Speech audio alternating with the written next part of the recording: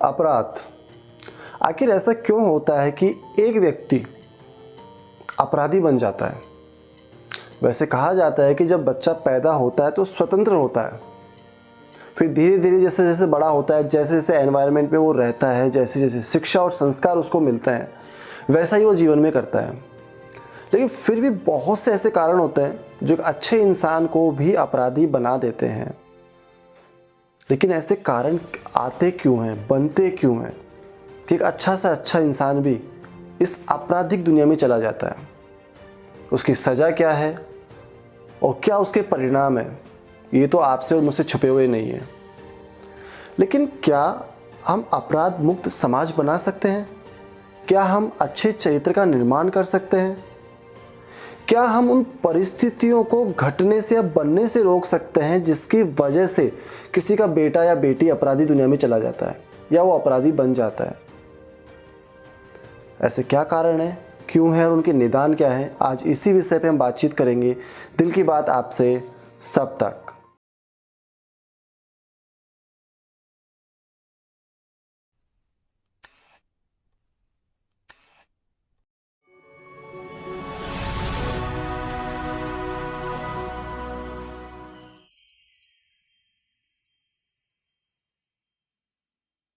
साथियों, मैं किशन सहाय, IPS, IGP मानवाधिकार पुलिस मुख्यालय जयपुर स्थित।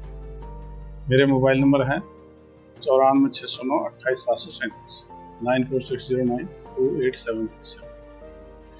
आज अपना टॉपिक है युवाओं में बढ़ती हुई आपराधिक प्रवृत्ति एवं उसका निदान।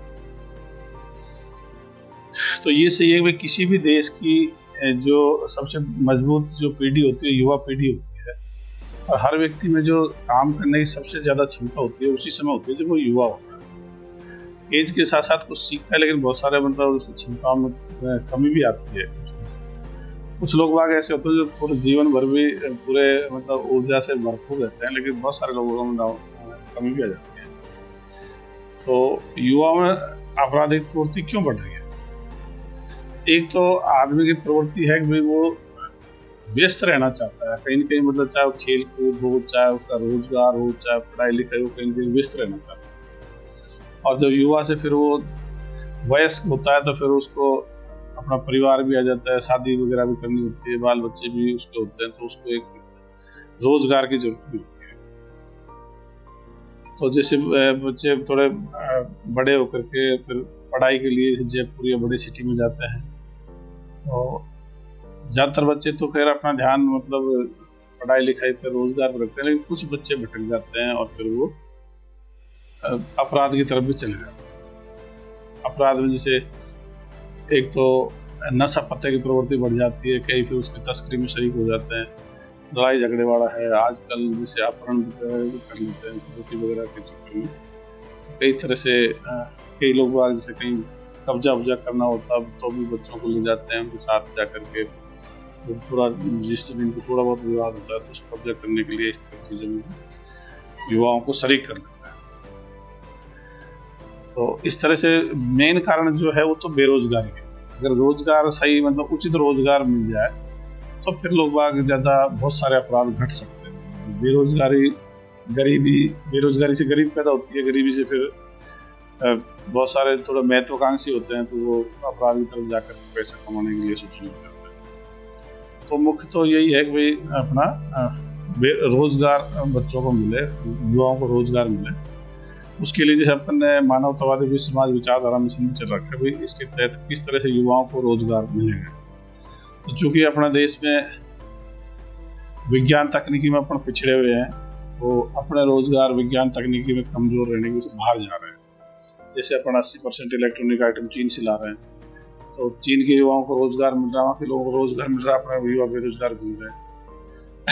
इसी तरह से हथियार वगैरह निर्माण में भी अपन काफी पिछड़ रहे हैं, तो अपने रोजगार बाहर जा रहे हैं। तो ये तो एक देश को बड़े लेवल पर सरकारों को सोचने की जरूरत है भी किस तरह से रोजगार बढ़ाया जाए। और अभी जैसे कुछ युद्ध चल रहा है, हमास इजराइल का चल रहा है, रूस यूक्रेन का चल रहा है, और ईरान का हूती वगैरह ये भी कई बार अटैक कर रहे हैं लाल सागर। तो वहाँ भी देख रहे हैं कि हथियारों के हिसाब से युद्ध में निर्धारण होता है कि जिसके पास एडवांस हथियार होंगे वही लीड ले। चीन भी कई तरह से हथियार विकसित कर रहा है जो अमेरिका को भी दे रहा है, चुनौती दे रहा है। तो रोजगार को, जैसे युवाओं को रोजगार देने का जो सबसे बेस्ट साधन तो यही है, विज्ञान तकनीकी में देश आ गया है और उन्नति करे ताकि हमारा रोजगार बाहर मिल जाए। एक और उदाहरण से समझाता हूँ कि किस तरह से रोजगार बाहर जा रहा है, उसको थोड़ा और मतलब एलाबोरेट कर देता हूँ। जैसे अपन ने अपने देश ने 40 राफेल विमान खरीदे फ्रांस से 59,000 करोड़ रुपए। अब 59,000 करोड़ का हमारा रोजगार कहाँ चला गया? फ्रांस में चला गया। अगर हमारे पास तकनीकी होती तो उस विमान को अपन ही बनाते। तो विज्ञान तकनीकी पिछड़ेपन का कारण क्या है कि अपने देश में पढ़ाई लिखाई है वो तो विश्व स्तर की सिलेबस है, विज्ञान तकनीक का हो चाहे इसका कॉमर्स का सिलेबस हो चाहे आर्ट साइड का भी विश्व स्तर का ही है, लेकिन यहाँ लोगों में वैज्ञानिक दृष्टिकोण का अभाव है। वैज्ञानिक दृष्टिकोण के अभाव की वजह से पढ़े लिखे भी लोग धार्मिक अंधविश्वासों में उनका दिमाग जाता है और उससे बाहर नहीं निकल पाता। इसका एक अपने जैसे अपने इतिहास में देखते हैं उदाहरण से भी 1905 में का आंदोलन चला था स्वदेशी अपनाओ और विदेशी वस्तु का बहिष्कार। 2020 में वही आंदोलन चलाना पड़ा स्वदेशी अपनाओ और विदेशी वस्तु का बहिष्कार। उस समय वस्तुएं इंग्लैंड की थी, इस बार वस्तुएं चीन की है। क्योंकि चीन विज्ञान तकनीक में आगे बढ़ गया। चीन में 90% लोग किसी ईश्वरीय धर्म को मानते नहीं है, उनको वैज्ञानिक दृष्टिकोण सूट कर रहा है और वो 44 टेक्नोलॉजी में से 37 टेक्नोलॉजी में अमेरिका और यूरोप के देशों से आगे बढ़ गया। अपनी जनसंख्या भी 142 करोड़ है चीन के बराबर। पढ़ाई लिखाई भी अपने बच्चे वही कर रहे हैं, लेकिन यहाँ 98% लोग धार्मिक या ईश्वरवादी अल्लाहवादी दृष्टिकोण के हैं, इसलिए दिमाग उतने नहीं चल पा रहे तो चलने चाहिए। एक तो वैज्ञानिक दृष्टिकोण का अगर देश में विकास किया जाए तो इससे युवाओं को रोजगार मिलेंगे, देश मजबूत बनेगा, सुपर पावर बनेगा। दूसरा, जैसे पुलिस के स्तर पे भाई ये जैसे युवा अपराध की तरफ नहीं भटके, इसमें पुलिस को क्या क्या चीज़ करनी चाहिए उसके बारे में और बताता हूँ। एक तो युवा टाइम पे हार्मोन लेवल भी ऊंचे होते, जोश पूरा होता। अगर किसी पुलिस वाले मजबूत होते तो युवा पुलिस वाले को हीरो मान लेते हैं। अगर कोई बदमाश ज़्यादा मजबूत दिखाता तो युवा बदमाश के तरफ भी झुक जाता। तो आप अपने इलाके में देख सकते हो, जब थानेदार मजबूत होता है, SHO मजबूत होता है, तो फिर उसको हीरो के रूप में मतलब युवा मानते हैं। अगर वो कमज़ोर होगा बदमाश की तरफ युवा आकर्षित हो जाएंगे।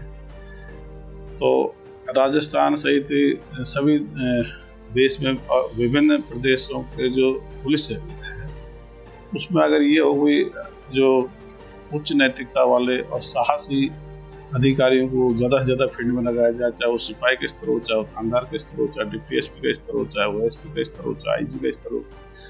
अगर ऐसे विभागों में छांट करके अगर उच्च नैतिकता वाले और जिसमें न्याय प्रियता हो, जाति धर्म से उठा हो, ईमानदारी भी काफ़ी हद तक ठीक हो और साहसी भी, वो रिस्क लेने की क्षमता भी उसमें हो। अगर मान रिस्क नहीं लेगा, डर को कमजोर अधिकारी लग गया तो वो न्याय नहीं कर पाएगा। तो इसलिए युवाओं में अगर बेरोजगारी को अपराधी प्रवृत्ति को रोकना है तो एक तो पुलिस में इस तरह का सुधार करेगा, अच्छे अधिकारियों की पोस्टिंग करने लग जाए तो युवा उनकी तरफ आकर्षित होंगे, उससे दूर जाएंगे। दूसरा, जैसे बहुत सारे अपराधों में लिप्त हैं, युवा तस्करी वगैरह है, आजकल अपहरण वगैरह में शामिल हो रहे हैं, रंगदारी में भी कई बार उनको किसी जो गिरोह के सदस्य बन रहे हैं, तो वहाँ उनको शक्ति की जरूरत है। ऐसे लोग जो मतलब क्योंकि जो इस तरह के बेईमान प्रवृत्ति के हैं वो युवाओं में 20% करीब बेईमान प्रवृत्ति होते हैं और सभी स्तर पर होते हैं। सभी जाति धर्म में भी 20% लोग बेईमान प्रवृत्ति के हैं।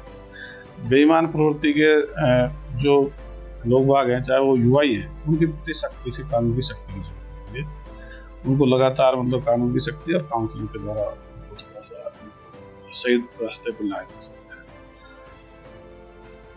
और मेरे हिसाब से तो ये पर्याप्त है और आप लोग अगर आपके पास भी सुझाव हो तो दे सकते हैं। दूसरा, तस्करी वगैरह के मामले में ज़्यादातर जो नेटवर्क का भंडाफोड़ करे, वाहन चोरी है, इसमें भी जैसे उनके नंबर वगैरह पुलिस तक पहुंचाए तो उनके जैसे नंबर ट्रेस पे लगा के पुलिस उनको पकड़ सकती है। तस्करी वाले मामले में भी यही चीज़ है।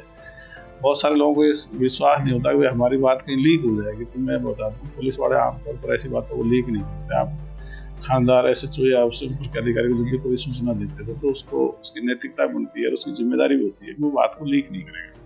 इसलिए पुलिस उतनी मजबूत होगी जितनी जनता सजग होगी, और जनता अगर सजग होगी वो अपनी सारी सूचनाएं पुलिस तक देती है, और वहाँ अगर अच्छे अधिकारी लगाए जाते हैं सरकारों की तरफ से तो फिर ज़्यादातर युवा भी सही रास्ते पे चलेंगे, देश को सही दिशा में ले जाएंगे। आप सभी को धन्यवाद। उम्मीद है आपको आज का एपिसोड जरूर पसंद आया होगा और IPS किशन सहाय जी द्वारा बताई हुई बातों को आप याद भी रखेंगे और उन पर अमल भी करेंगे और कोशिश करेंगे कि एक अच्छी दुनिया का हम निर्माण कर सकें। फिर मिलेंगे नए एपिसोड में नई कहानी के साथ, नई हस्ती के साथ। दिल की बात आपसे, सब तक।